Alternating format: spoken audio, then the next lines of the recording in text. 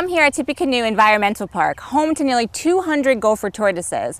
This is what a gopher tortoise burrow looks like. Parks and Natural Resources staff does nearly 12 gopher tortoise surveys a year. Here to tell us more is Jamie. Hi Jamie, thanks for joining us. No problem, thank you. So tell me about gopher tortoises.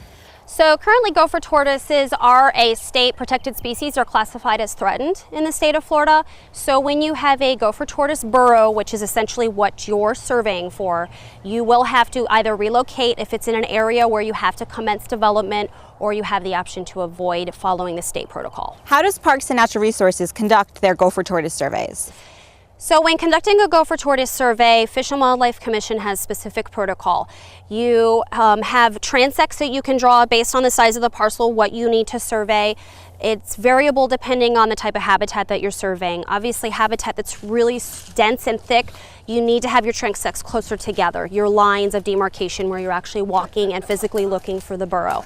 On areas that are more open, grassy, where you can see quite a bit of difference, you can actually extend your transects out further. The point being that you cover by the end 100% of the site to get a full determination of how many tortoise burrows you have. What do you do when you find a burrow?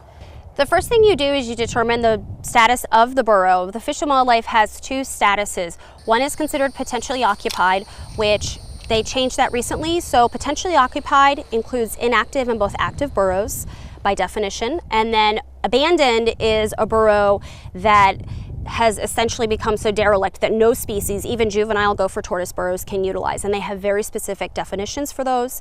When the burrow is found and you've determined the status, you do have to GPS it, because if you do have to relocate it, you will have to provide that information to Fish and Wildlife as well. And I would say flag it just as a backup so everybody understands this flagging is here for a specific reason. Most of the time people come up and they're like, oh, there's a tortoise burrow there. And how does someone properly address a burrow?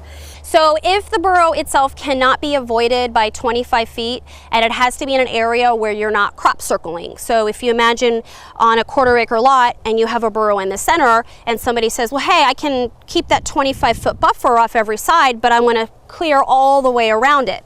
That's not an instance that's allowed. It has to be in a back corner of a property where you can maintain the 25-foot buffer, and it has the ability to forage on other properties, because they do forage for quite a long ways.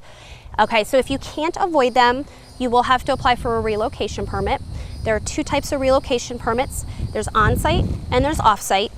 If you have fewer than 10 burrows, you can qualify for an on-site relocation as long as you have sufficient area to relocate them. If you do have to take them off-site, you have a lot of tortoises, you just don't have the capabilities to relocate them on-site, you do have to pay to have them relocated to a recipient site. The Fish and Wildlife has specific areas throughout the state of Florida that are approved to accept tortoises long-term under conservation easements. Now, tell us a little about what a gopher tortoise burrow looks like, the kind of the dynamics of it. Absolutely. Gopher tortoise burrows are very regularly confused with armadillo or bunny burrows. I guess you could say bunny rabbit burrows. The one thing that makes gopher tortoise burrows very unique is they have a half moon type of shape to them, and you see the apron in front. What makes gopher tortoise burrows unique in a sense is that gopher tortoises are considered commensal species, so their burrows serve as a home to 300 plus other species that are non-protected and protected as well. So the burrow itself has one chamber, one entrance, and one exit. That's it. Where it goes out, it goes in, it comes out.